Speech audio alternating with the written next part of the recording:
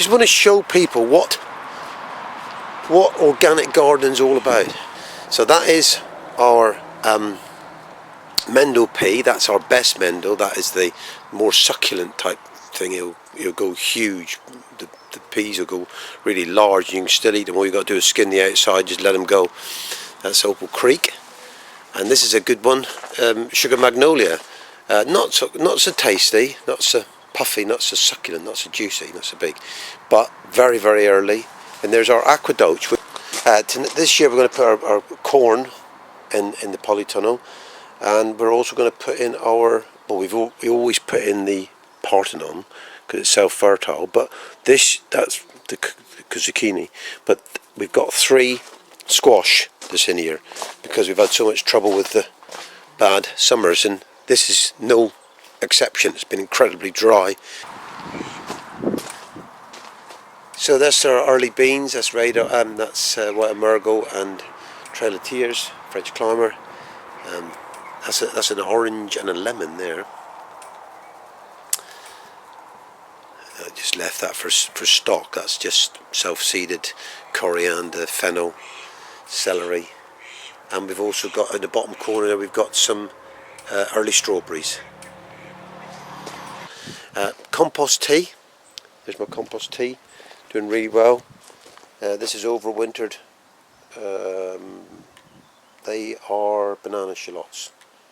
Yeah, banana shallots. So they're overwintered banana shallots. And here is my own ecosy. They're my own. Sorry. That's Russian kale, which hopefully we'll get some seed from. But if you just pick you can use that in salad. It's absolutely delicious. There's 3 things I want to say about the bed here at the moment.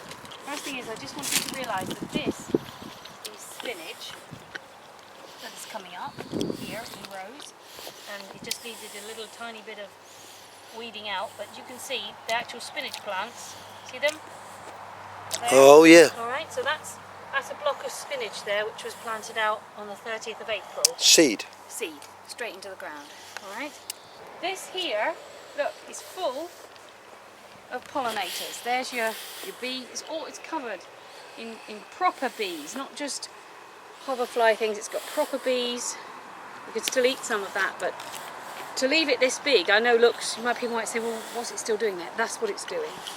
See the bees all over it? There's all sorts of bees, big fat bees.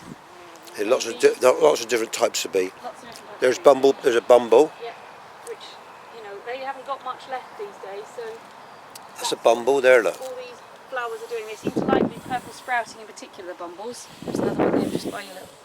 So she's lovely.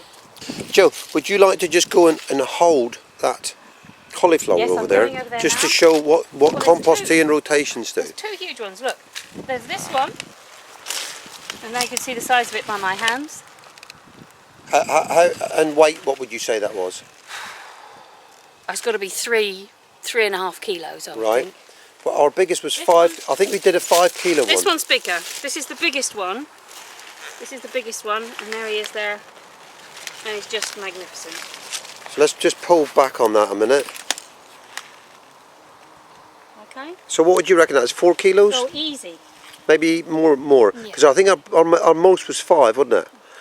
Yes, something like that. That must be a 4 kilo. So that's trolley. crop rotation, compost tea. So what we've got there is red Emma. That's a bit of a fancy potato for us, really, but never mind. That's more red Emma.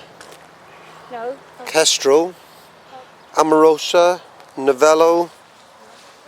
A couple of misses in Novello there. Overspill of Kestrel and overspill of Amorosa. Yeah, so that's ARs. AR97. No name, numbers. I am a number. Yeah, and then this is the 2nd year strawberries. At any one time we've got 2 running, 2 cropping one. That produces 6 different varieties in other words, they're cropping times. So as you can see, the number 1s are starting to flower right away very early, right down through to nothing at all, and they'll come much later. It's very clever if you get it right, and it works. It's brilliant, isn't it?